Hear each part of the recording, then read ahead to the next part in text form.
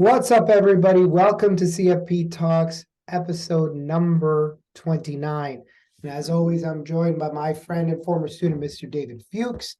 And today we have a special guest coming all the way from the great state of Wisconsin, the former home of Aaron Rodgers, Mr. Nick Laufer. Welcome to the show, sir.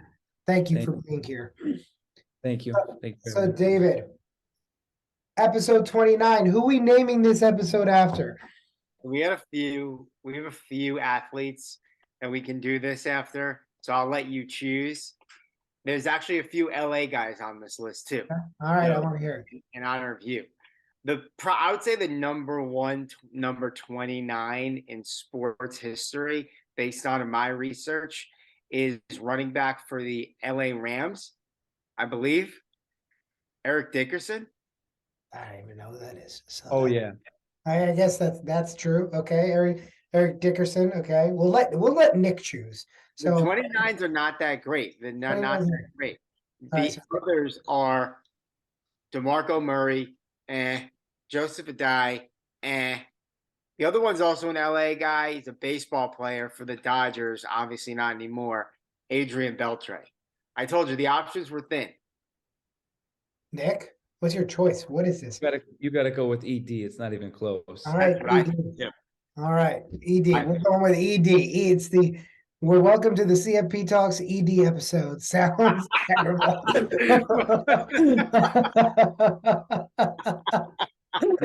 All right. Okay.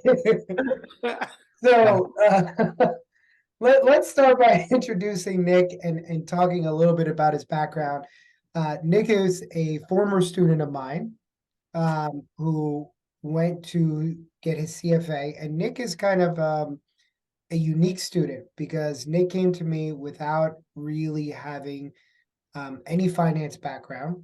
Most of what he knew about finance and accounting came from running his own business. So his business experience. So chatting with his accountants and lawyers and tax attorneys, doing his own research into stocks and bonds to trade his own account, his retirement accounts. So Nick came with kind of this unique set of knowledge, but no formal academic training, and went on to take level 1, level 2, and level 3 of CFA. Now gets to put those beautiful CFA letters, those highly coveted CFA letters behind his name. So Nick, tell us a little bit about yourself. Tell us a little bit about your background, where you are kind of in your career, some of your PM experience, and just kind of give everybody a little intro to a little bit about you. All right. So I originally came from business. My whole family was a business family. So that's kind of what I was born into. Not a real big academic family. I don't actually think anyone in my family's ever graduated from college before. So I got into the markets just because my uncle had a money manager that he dealt with, and I looked up to my uncle quite a bit, and I would say, "Oh, I want to be like Uncle Steve," and you're young, and so I ended up meeting with this person, and obviously I didn't have the capital required to meet the minimum, but it was kind of like a sweetheart deal to let me in. And I started watching how the market was traded every day, and I was instantly hooked. That's all I wanted to think about. I didn't really know what was going on, obviously, at that point. Yeah. But instantly, just that's what I wanted to do. So I decided that I was going to start working on making a career change. And even though I didn't go to school for finance, that wasn't going to stop me from getting into the finance world. I took a couple of serious exams, and then I got the idea that I wanted to take the CFA exam, and that's how it's. So tell us a little bit about your business, because again, another unique kind of business. You're very well established in the business world. Tell us a little bit about your family business. So my family and I own all the skate lands around here, all the skating facilities like family fun centers. And I actually took mine over quite young. My father passed away at a young age. So when I was 18, I went and started doing that. And that's the background that I came from.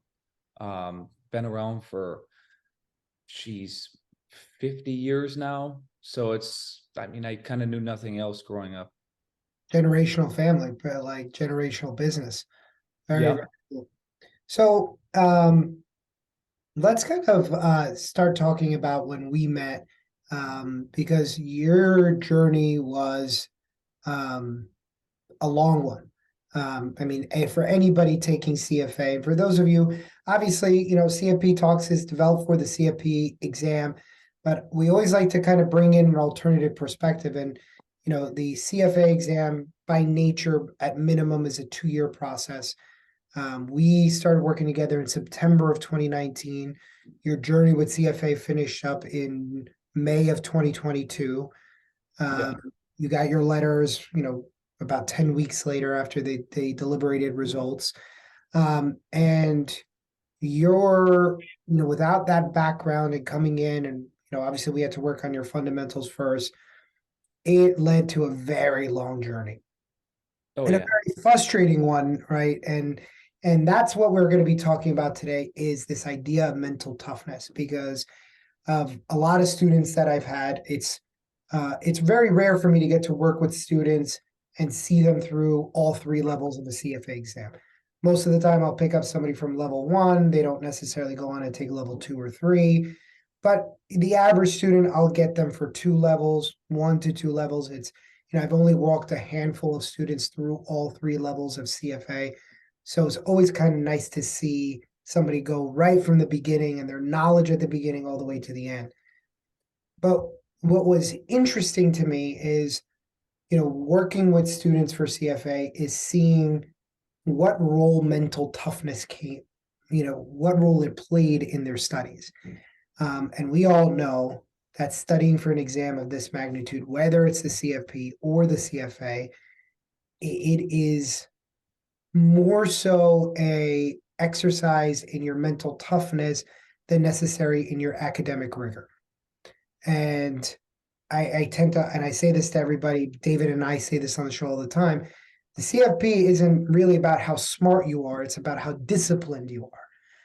And I'm kind of interested to hear kind of what was your state of mind going through, 5 exams, that's 3 years of your life that you gave up, right? You really, it changed your lifestyle for the most part. So, without that background, how did you stay motivated? What was your state of mind going through this process, knowing that when you got started, that you have 3 years until the finish line?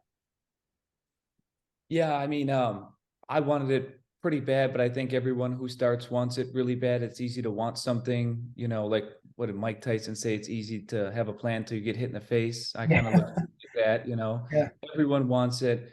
Everyone, I would say most people who are going for these kind of exams are relatively smart most of the time, right? So I don't think that's enough, those 2 things on their own.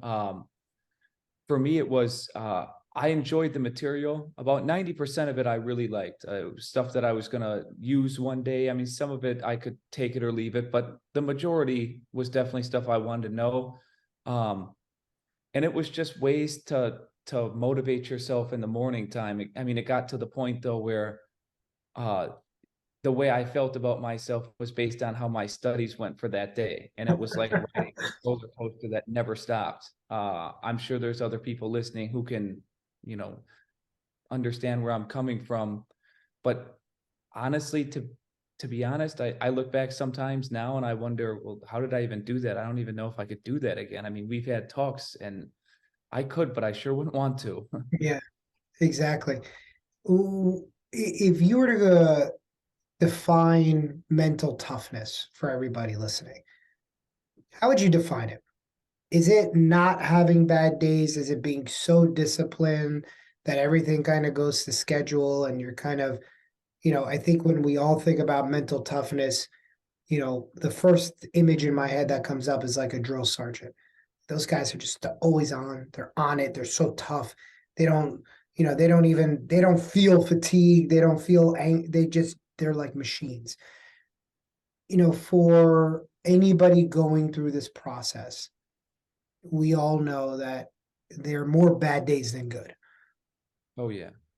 And I personally have defined it as, it's not having the bad day, it's having the bad day, having a bad week, taking forever to understand what's seemingly a simple concept, and still showing up and doing the work the next day. How would you define that and like the mental toughness of it?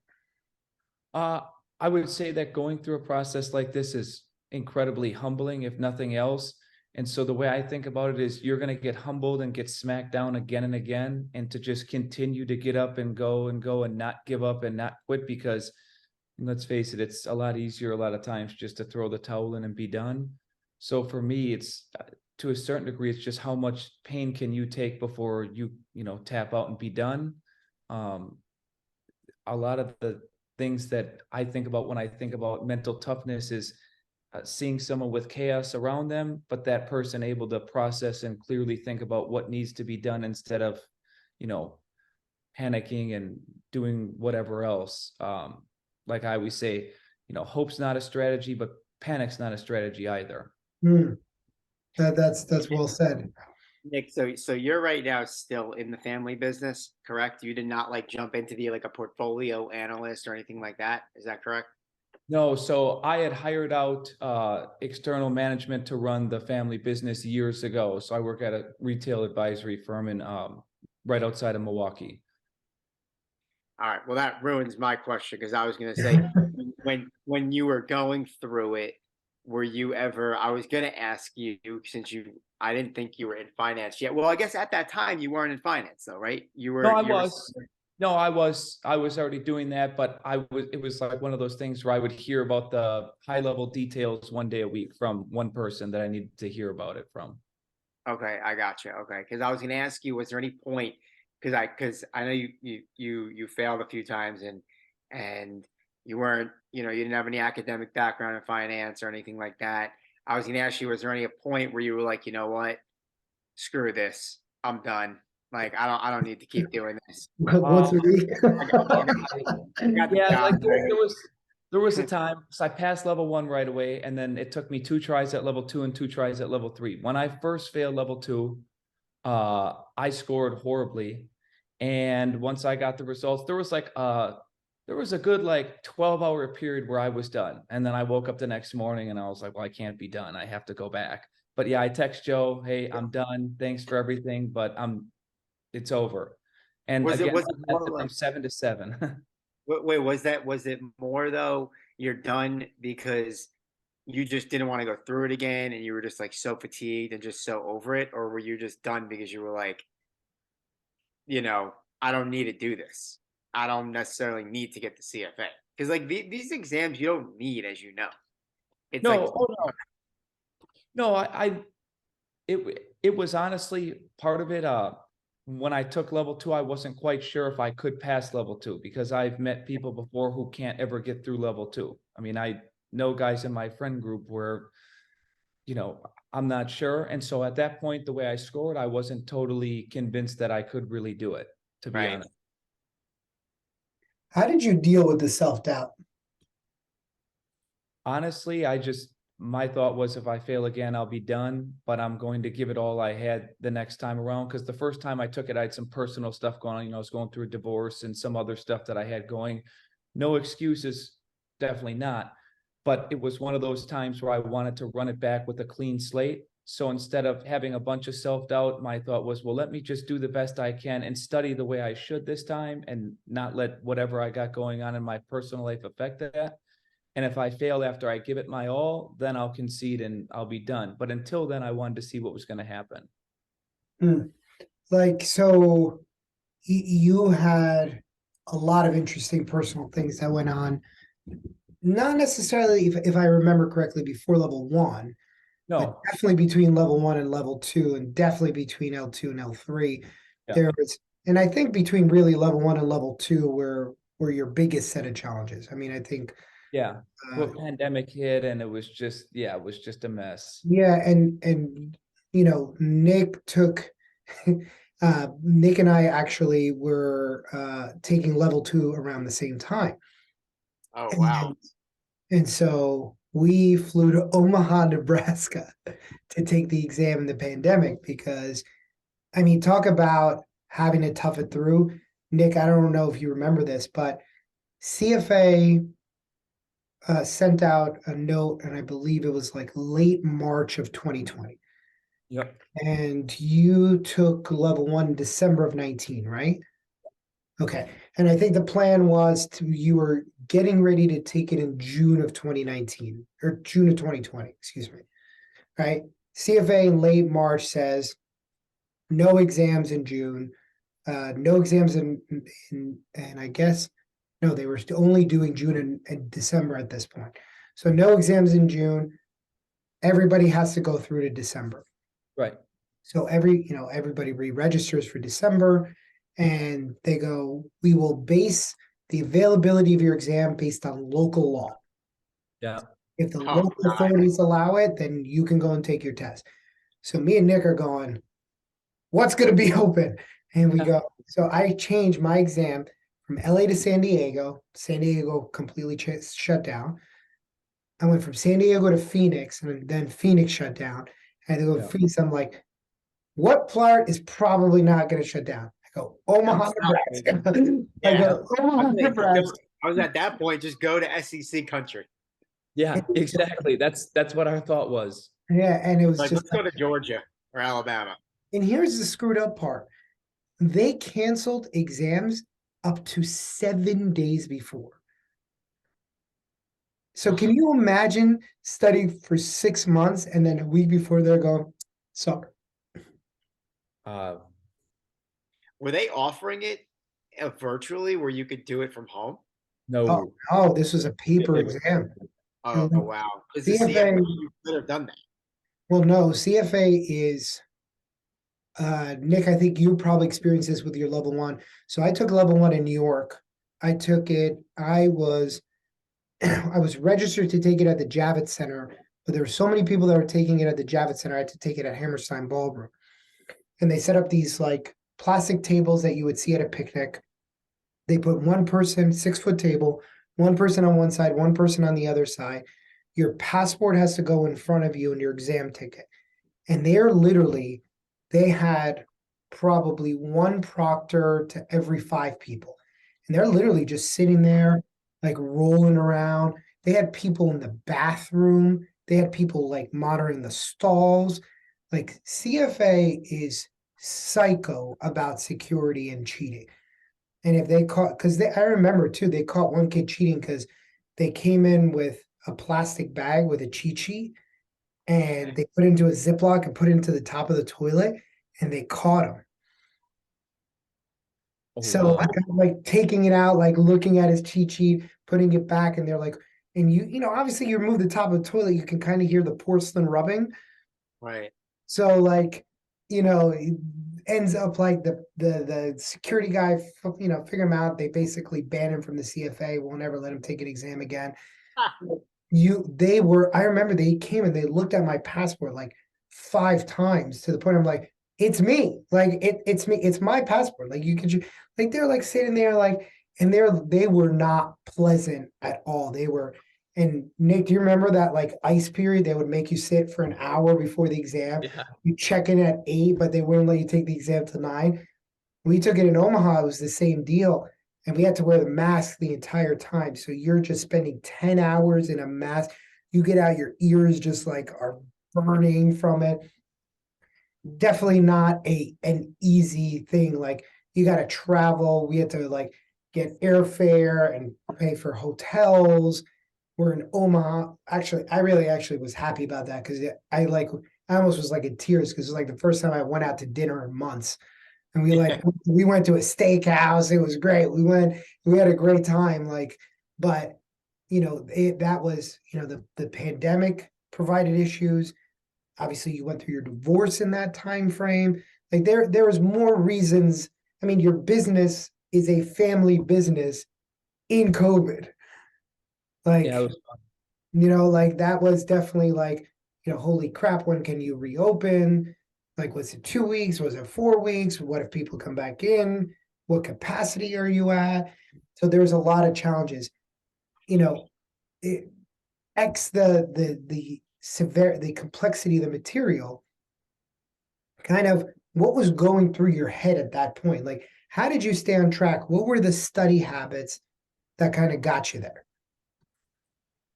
uh for level 2 and 3, it was almost like a full-time job. I think I probably studied 30 hours a week, and I had a schedule where I'd wake up, I'd study 3 hours, I'd take a break, eat lunch, I'd study another 2 hours, I'd go to the gym because at some point, if you stay in the house, I was just getting stir crazy.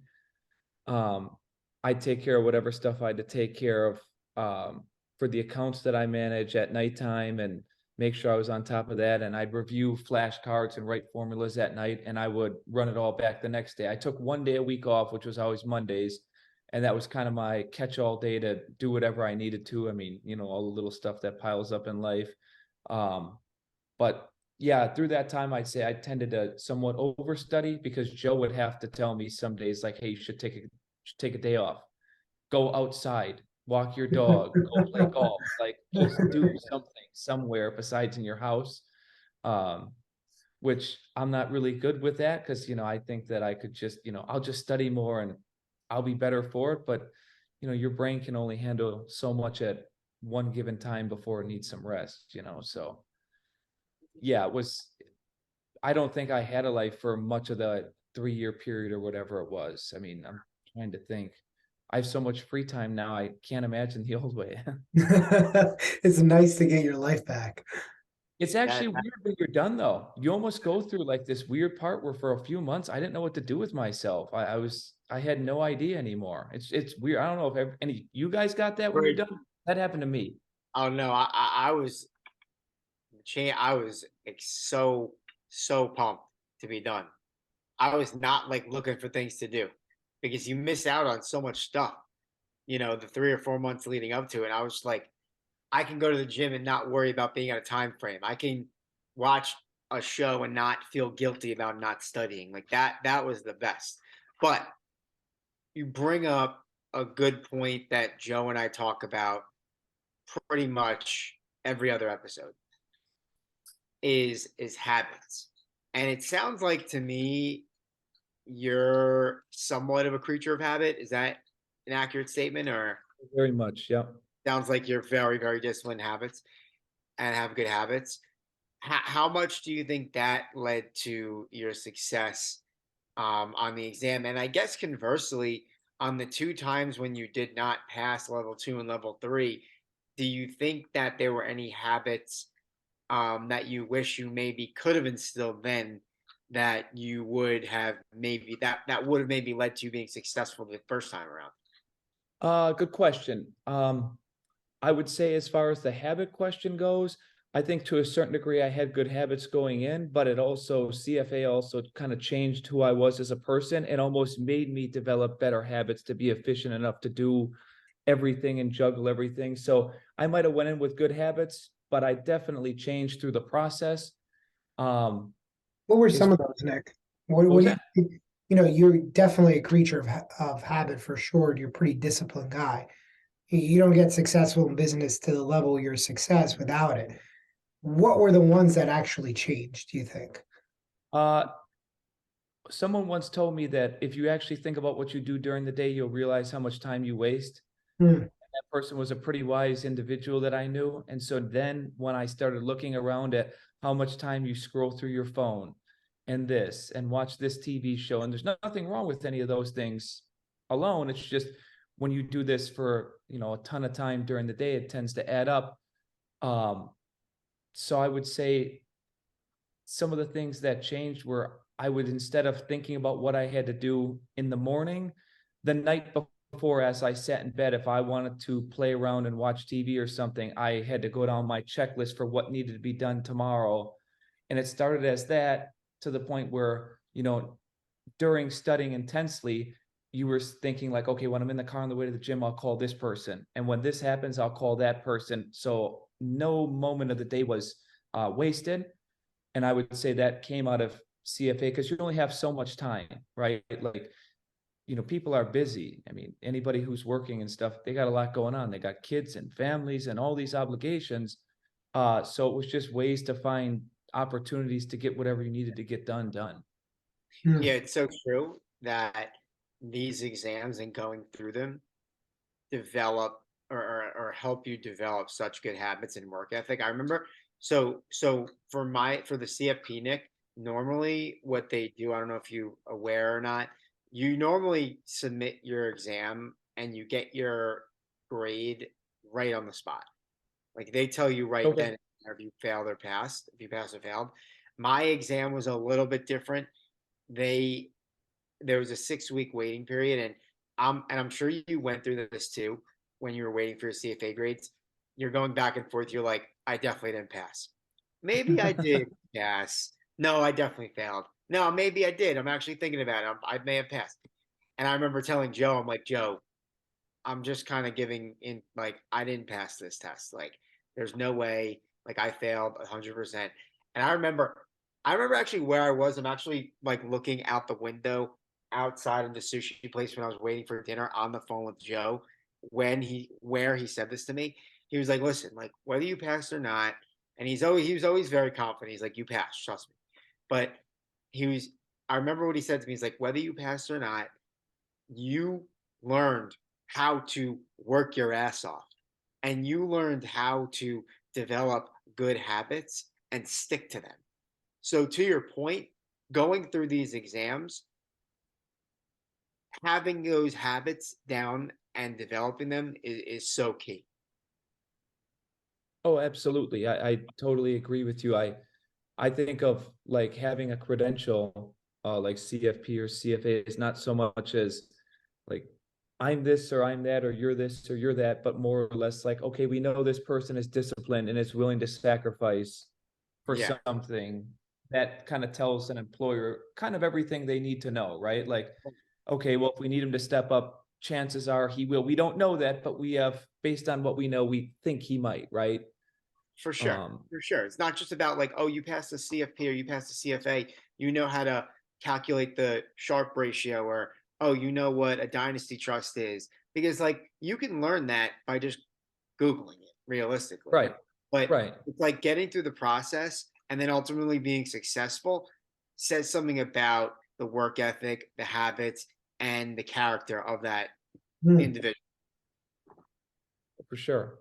For sure. And yeah, and I think the other thing that it really it demands of you is you have to be the best version of yourself for the entire process. Like you can't cite like the one thing it rearranged for me and that I've carried over, especially with that the second time I took level 3 was I knew walking out, I knew my habits for that first time that I took it were not where they needed to be. And my studying was all over the place. It was chaotic. It was too fast.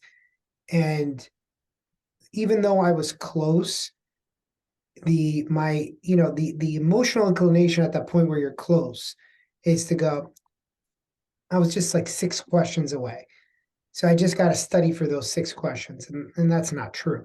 You got to study to pass. And the thing that it really did for me was like, I needed to make the commitment to studying means that the rest of my day had to be really efficient. So my most important tasks had to go right away. And that was the one habit that I really liked that I kept because that means my most important task gets the best of my mental energy first thing in the morning. And then I rearrange it so, working on, oh, I need to book a flight. I can do that in the evening. I don't need to do that at 8 a.m. first thing when I get in, even though that was my inclination because I was like, let me knock off all my small stuff first and then I'll worry about the bigger things. And I completely reversed that because I was like, these things have to get done. If I don't have stuff ready for my clients, I'm kind of in trouble. If I don't have this worksheet ready or this great, and that got me in the habit of being even just being better at my job and more efficient at my job. And that's because I knew that I needed the time to study. And that's a great thing to pull away. And it made me way you like, as I say, David, you got to be a master planner. And I Mhm. think that's what really pushed me to be a master planner was you got to start putting things in different places. Like Nick knew that Mondays were your catch-all, but the thing is like even if it's your catch-all, you can't just be like, oh, I'm gonna schlep everything on Monday. Like that means Monday is probably your most efficient day. Oh yeah. Like you have to be on top of where you're planning out your route. I gotta go to the post office, I gotta go here, but let me do this in this order so I can take advantage of a quick route, and I think that is one of the greatest things you take away, because you got to be neat and organized. And I could, obviously, Nick, I know you very well, but I know that the CFA made you also, and I think this is probably my favorite thing, is it made you a much more patient person. Yeah, you have no choice. Yeah. I mean, Because when you're not getting a concept, and I think a lot of us are, especially if you've come into the industry in the last 5, 6 years, when I came into the industry, we didn't have retirement planning software. So all the retirement plans, David, that you now do on eMoney, and there's 7 or 8 softwares, I did that shit on Excel. Like, Yeah. it sounds like I sound like such an old man when I say it, but I'm like, Yeah. I did it by but somebody I else, walk, both ways. you know what I mean? Like I did retirement calculations both way, 3 miles uphill. But somebody else was doing it on paper and pen, and so a lot of that we get used to, like, everything being so quick, that coming back to studying, especially as a professional, where everything is set up for maximum efficiency. We're on our phones. You want an answer, you send a text. You want an answer, you send an email. You can pick up the phone. You can order, we order food and it's at our place in 45 minutes. So you don't even have to talk to anybody. So we've gotten used to a life of convenience. Going back to study and learn complex concepts takes time, it takes effort, it takes patience. Like, what did Nick, you're a quick learner in general. And I think that's been your thing since you were probably a kid, that you're a quick learn, because what would you do? Motocross, right? You were a quick learner in motocross, right? You were quick learning business, you were a quick learn. So there's so many of your, like, how hard, like, and again, like, by nature, you're used to doing everything at a certain pace. CFA slowed you down big time. It was nice to see, as obviously as a teacher, it's always nice to see your students slow down, take their time, worry about quality over quantity. But how hard was that process for you? Because I see this all the time with CFPers. We come in and we're so used to the pace being so fast, and CFP slaps you right in the face and says, not so fast.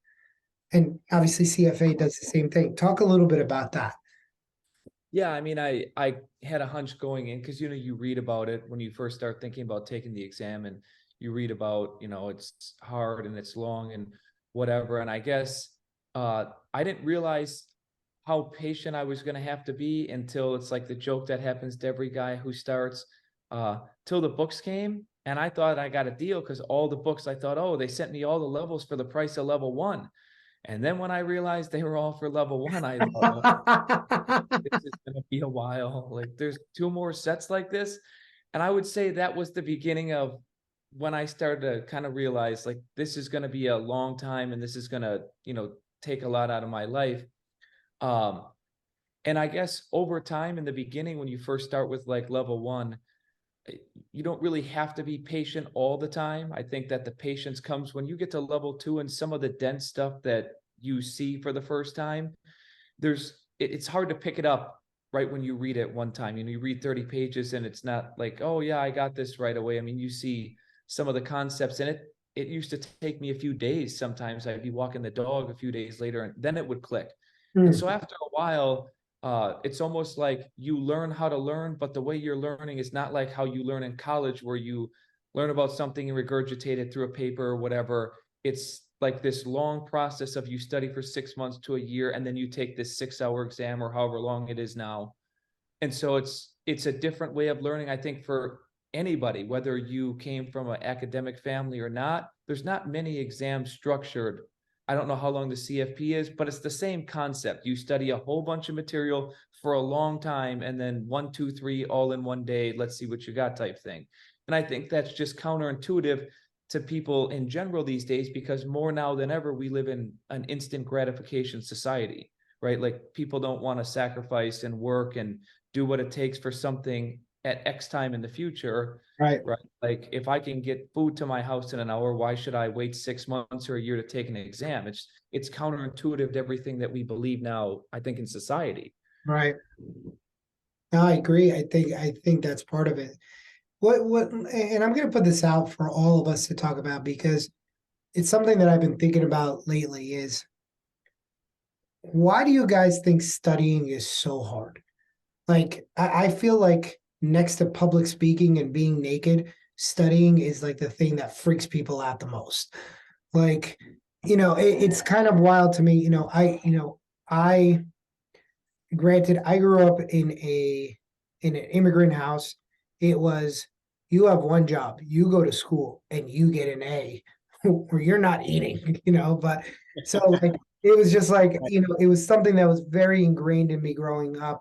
And it's not like, and when you look at my academic career compared to my siblings, I have one sister who's a PhD, I have one sister who's a medical doctor, and then there's me. I'm like, it's pretty funny for my mom. She's like, oh, this is Dr. Nissim, this is Dr. And then this is my son Joe. But I'm like, but I I never really like I wasn't somebody that like loved studying, and I don't think any of us really love studying, but I could always wrap my head around the process of studying. Like um and I've seen this more and more where like a lot of people are coming from different academic backgrounds. Some people didn't do well, and as far back there, like I was never a good test taker. I was never good at school. I stunk at school. I was this and that, and then you can see a lot of that insecurity start to bubble up. Whether your experience or friends, and this is again like for I kind of want to hear both of what you guys have to say on this. Why do you think something that is so kind of simple ends up being so hard? Like, Nick, why don't you go first? Obviously, you're a guest. You're the guest of honor, our Milwaukee friend. Um, I think the hardest thing for me was just you knew what everyone else was doing when you were sitting there on a Friday night. It'd be Friday in summer and everyone would be, hanging out and whatever, and you'd be at home at your desk with like 3 different books in front of you and notes everywhere. And it's, you think about, oh, if I was out, I would do X, Y, and Z. And for me, at least, it was just what I was missing out on was the hardest part. But, you know, I always kind of had the idea that I would rather just suffer now temporarily than suffer forever in the future. So just sacrifice now so life will be better, hopefully, for doing that. Again, though, if I'm honest, I don't even know how I did it back then. Like looking back, I really couldn't tell you. Full blackout for 3 years. Yeah. All through the pandemic. All through the dude just went full blackout. Sucked up sharp ratios and quantitative statistics, just blacked out. Top normal distribution, no big deal. Joe, I think it's, I guess more broadly, not just about like, oh, why studying the exam because you're whatever. I think it's why it's so difficult and why people don't like it is because ultimately you're venturing into a topic that you don't know anything about. And that is what scares me and I think the general, population that go into exams, and whether it's a CFP to CFA or whatever, that's the biggest thing for me. It's because you're now going to sit there and take time to read something that you literally know nothing about. And number one, it's completely unknown and it's completely foreign. And you realize that it's going to take effort and it's going to take time and it's going to take energy to learn it that you may not be willing to exhaust. And number two, I think there's also hesitation because you may in the back of your mind be thinking to yourself, what if I'm not able to actually learn it ever? And I'm never going to learn it. So that's why I think those are the 2 reasons. I mean, but isn't all information foreign until you know it? I mean, we do it in our jobs every day. Yeah, but like that's like natural though. If you're like if it's like, oh, you're just doing something natural in life, and you don't know something, but you go through an experience, and you speak with a friend, or you speak with an acquaintance, whatever, and you just like naturally learn. Like you naturally learn as you grow older. Like as simple as words, all the way to driving and math and all this stuff. You just learn it. This is like, for this specifically, it's like you're sitting down and you're forcing yourself to go through. Hmm. I don't know. It just, to me, it just seems a little bit different. You know, I- there's something that Gary said last week. We had a CFP guest on last week, Nick, and he said, you know, I like one way he said, he's like, it's something you get to do. I think it's exciting to learn new information. And I think a little bit of that perspective shift is that you're going to know something that other people don't. For Mhm. sure. And I think that's an exciting thing. I'm sorry, Nick, I cut you off. That's all I want to say. Oh no, absolutely. I was just gonna agree with what he said, because yeah, I think it's the whole idea of learning. Joe had told me when I started, learning is messy. And sometimes when you start learning something, it can make you uncomfortable, because maybe it's just me, but I never felt dumber in my life than when I was studying for all the levels of CFA. I'll just be honest with you. I've never felt, and still to this day, I feel like I know less now than I did 3 years ago. I'll be honest with you. It's just all of a sudden you see the world in a different way. And then, learning these things begets other questions, right? That you're like, oh, now what about this and that? And when you first start going through the process, I think it makes people uncomfortable, because part of it is all the hype that goes into these exams, and people come out and they're like, oh, it's hard, it's rough. And so you psych yourself up, and then you start learning some of that, and it makes you uncomfortable, because yeah, you're sitting at home by yourself on a Friday night, and you go to bed and you feel dumber than when you started. I mean, that kind of sucks. Yeah, I mean, great points. I mean, I think kind of what we all said is true, because I think there's parts of my studying that ebbed and flowed between those things. Like I've never felt dumber. It's Friday, all my friends are out. I'm sitting at home alone with a book. I feel like a loser. Right. And then not only that, but it was a shitty study night because I feel incredibly stupid because I'm looking at this page. None of it makes sense. I don't know what these symbols are. And, I just I want some help figuring this out. And then I figure it out, and then I'm like, oh my God, I feel so good. Look at me, I'm so smart. Like I get this great sense of accomplishment, and it's like, smack, next chapter. Right.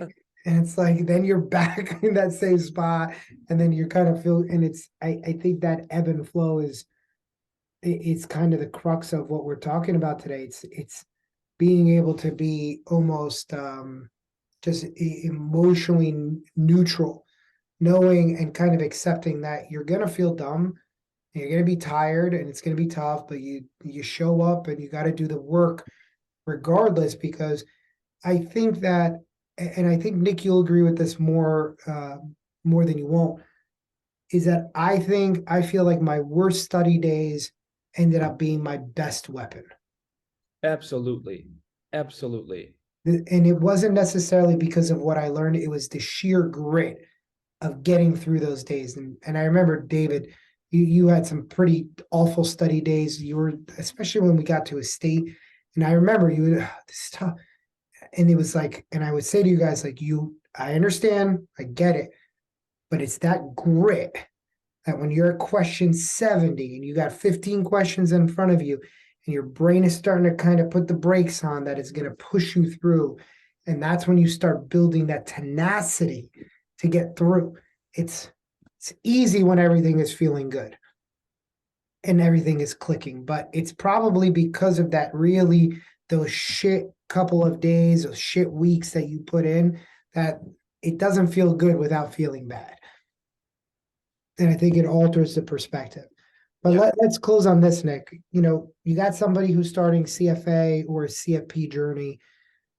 You know what that big obstacle is like in front of you. What is one piece of advice? And I know there's probably a lot that you give them, but what is one piece of advice that you would give somebody getting started that would help them build some of that mental toughness, that help them build some of the discipline and the habits that obviously you ended up finishing your level 3 with? Um, if there was one thing, I would just tell them, make sure this is really what you want, because it's going to turn into a lifestyle for the next however many years it's going to take. And just be understanding that there's going to be a lot of unintended sacrifices that you can't foresee now. So I hope you really want this, because at the end of the day, you have no idea what you're going to give up over the next 2 or 3 or 4 years. Just, you think you might have an idea now, you think you know, you don't even know what you don't know yet. So just make sure this is really what you want. Outstanding. Well, Nick, thank you for being on the show. David, final thoughts for the people. Nick, great guest. I thought you had some great takes.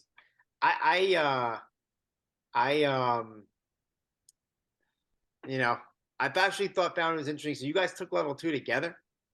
Yeah. Hey. Mhm. So were you teaching Nick Yep. at that point? Yeah. That's great. I love Yeah, it. I would learn it. Yeah, And I then and then he took level 3, and then when he did level 3, I did level 2. Then Yep. I was always 6 months behind. Yep, I stayed about a month ahead of where Nick was. So I had to like go through it, do of it, and then try to learn it as best I can to turn around and teach it to. I have a quick question for David. David, is it just me, or is Joe like part tutor and part therapist? I don't know. He was to me. Was that like that for you? Yeah. 100. I mean that, but that honestly ties into the theme of this episode, because Joe, I think, lauds himself on being not just an educator and not just a tutor, but also I feel like he kind of looks at himself as a coach. Oh, for Like, sure. and that's part of being a coach, is not just the technical stuff. And this is sports. This is education as well, not just the technical stuff, but it's also, you have to know your players, you have to know your students, and know what pushes them mentally, and know what pushes their buttons. And that's what makes, a really, really good coach or a really, really good teacher. So when you say part therapist or whatever, that like 100%. He's part educator for the material and part therapist, because he knows that what we're going through mentally, what we're going through emotionally, and he gets to know our personalities, and he has to know, all right, how am I going to get Nick through this next chapter? How am I going to get Dave through this next month of study? And that goes into really, everything that we kind of talked today about is, mental toughness, habits, the importance of, keeping those habits and everything like that. So, Yep. Each of you guys are different. Like pushing Nick's buttons were very different than pushing yours, David. really? Yeah, absolutely. Like Nick was a very it's always a very like touch and go with process with somebody who's super self-motivated, and like Nick, you came in really independent, and it's like, and I knew it because I'd run my own business and I know what that's like and I know what that pressure is like. So I had to push Nick in a very different way than I pushed you. So, and you guys responded to completely different things. Like, David, you were like way more of a positive reinforcement. Like you responded to positivity. Nick responded more to like, I had to like beat him down and be like, if you're not doing Yeah, so I agree. I my can see that. face would turn red for Nick to like, he'd be like, Nick would be like, uh-oh, I think I made him mad. I better do the work. But like, and then I've had every student, from every kind of every stretch of the imagination that you can have. And everybody responds differently to different motivation. And I actually, believe it or not, I modeled a lot of my coaching after Phil Jackson. Knew you were going to say that. Because I just think that, I look at that guy and I'm like, I think the world of him. I think anybody who can manage the egos that he managed without ever looking that stressed is like crazy. I mean, he managed Michael Jordan, Scottie Pippen, Dennis Rodman, Kobe Bryant, Shaquille O'Neal. I mean, like the egos, the like, I mean, and you're talking about like guys who were amazing athletes, but they thought they were the best. Everybody thought that they were the best. And to manage those egos and get them to win and play together is, and I've read, he's published about 4 different books. He co-wrote a book with another gentleman by the name of George Mumford, who was a sports psychologist. It was like very first, and he brought him in during the first three-peat that the Bulls had. And guess who was the hardest guy to get to buy in? Number 23. Number 23 was the hardest guy. When he bought in, everybody else bought in. And it was interesting to read about how they got these guys to get into the zone, and like his personal thoughts on it. Real incredible guy. Like, I mean, you don't get to 11 rings in one of the most competitive leagues in the world without it. But I learned more from him on patience and letting everybody do what they need to do. And for all of us, we kind of want to come in, especially as an educator. Like, if it was up to me, I'd be like, just do exactly what I'm telling you to do. Unfortunately, that's just not the way it works in this world. Like, if I could get everybody to do exactly what I want them to do, my job would be beautiful. It would be so easy and it would be great and everybody would learn. But we're all coming in from different backgrounds, and the one thing you have to realize is that we are all motivated by different factors from our background. And like some of us need a push and some of us need a pull. And that was, and when I learned that, I think there's a lot of really good educators out there. Nick, you'll agree with this. I uphold Mark Meldrum as one of the best educators I've ever met. Sure, for sure. But I know that the difference between somebody like myself and Mark Meldrum is he's not a coach. I know how to coach people through a process. He's a fantastic educator. And and that's and I know a lot of people in the CFP world who are probably better educators than I am. But I know that when we're in a live classroom, that's only one fraction of the element. Is that when you're dealing with somebody's self-doubt, their academic background, their, like, I don't want to be here, I don't really want to do this, they get easily discouraged. That changes everything. Those are like all, those are factors that are not, when we look at an academic process, every academic will put it in and say this is a linear process to learning. It should be simple and easy, but we're all dealing with so many different things that have nothing to do with the information. Again, like Nick, we're dealing with the pandemic. It was fucking scary. Nobody knew what was going on. We get one information one day and different information the other day. Some people say it wasn't a thing and people were dying in hospitals. And so it was wear a mask and don't wear a mask, or fly and don't fly. And the exam is going to be on it. And we have all this external stress. It affects everybody in a different way. And so that is, the crux of it. That's why studying is so hard. It's not just the material that you're dealing with. There's all those obstacles in your brain and all the external stuff that's going on. I mean, hell, I have a fight with my girlfriend. Probably not going to be a great study day. Right. Yeah, I think what's underrated is what your family goes through. Your people close to you, they all kind of take it with you,